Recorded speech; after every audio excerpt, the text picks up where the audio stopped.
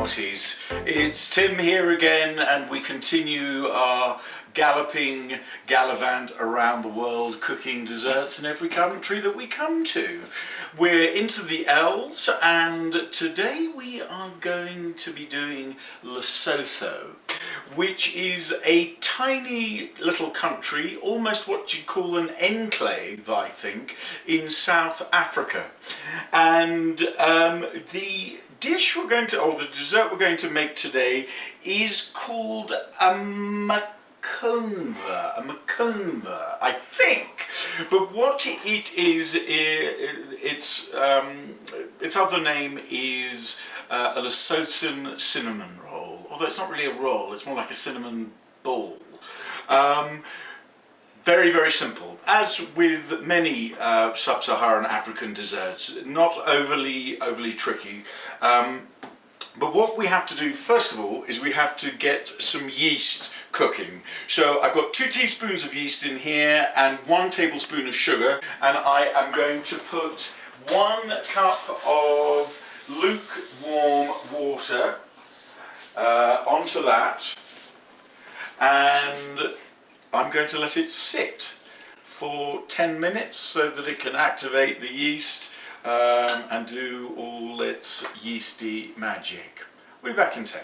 So we're back, and the yeast has been cooking away. Look, there it is. It's starting to bubble and look happy, ready to do some baking action. All I'm going to put into that is I've got 2 tablespoons of veggie oil. In it goes. And then I'm going to put a teaspoon of salt. I'm using a tablespoon because that makes sense, right? But you know, you just sort of eyeball it. That looks about a teaspoon there. Yeah, so what I'm going to do now, I've got a couple of cups of flour here. I'm not necessarily going to use all of it. I'm going to add it and mix it until it stops being sticky, basically. Do you know, I think I'm going to use that spoon again and get it going this way. Don't want to get my hands in there until it's absolutely necessary. Yeah, don't want it to go lumpy like I'm known to make things go. There we go.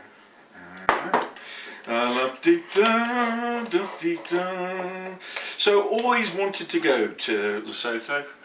Always wanted to go.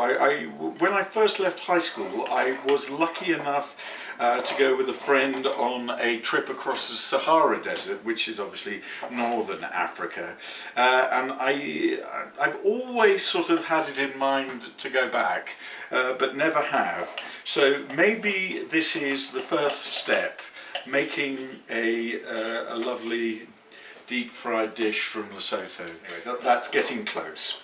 Getting nice and close. Obviously, once this has all come together, it looks like I'm actually probably going to use all of the 2 cups. I'll give it one more stir, make sure it's got enough. But obviously, we're going to have to leave it to rise and let the yeast do its magic. Okay, I think I'm getting my hands in. There's enough faffing around. Let's get dirty. Still a little bit sticky. Now, I think I'm going to need a bit more flour. Give me 1 tick. But I think that is looking pretty good. I like to just put a little bit of extra flour over it and under it, so that when I come back to it, once it's all puffed up and risen, it's not in any way sticky. So the gig here is put this in, you know, put it in a warm place and wait until it's doubled in size. So we'll see in a bit. We're back.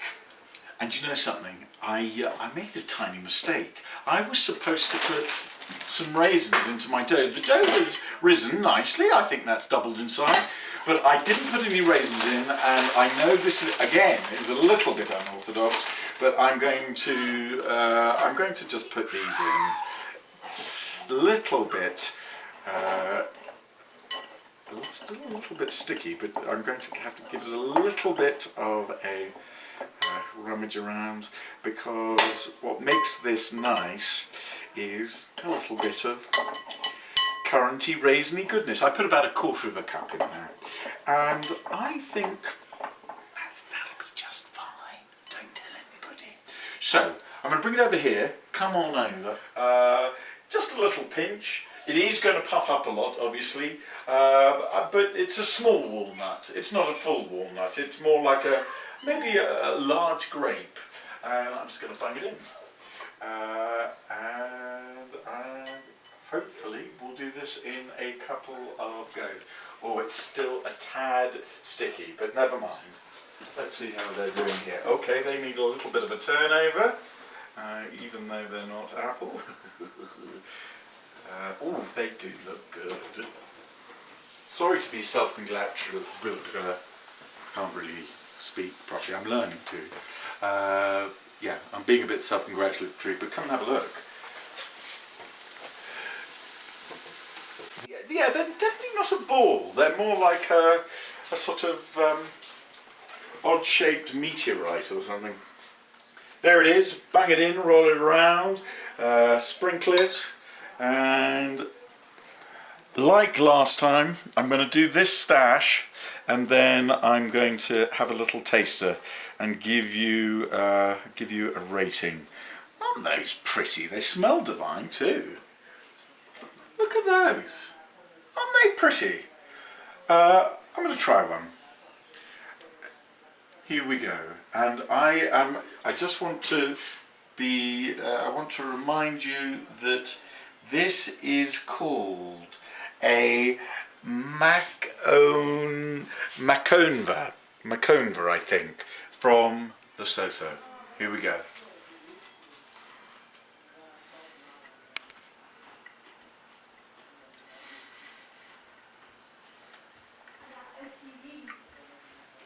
It's good. It's very tasty. Yeah. I mean, you know, we Americans, we love our cinnamon, and this is very similar to a cinnamon roll, really. I mean, obviously without all the icing and stuff, but it's the hot, deep fried, crispy goodness of the outside, the gooey inside, and that lovely combo of spiciness and sweetness. Yeah, it's a cracker and a piece of cake to make.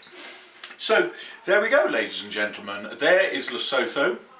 I highly recommend it. Anyway, lovely to see you all. Thank you so much for watching, and see you next time. Take care.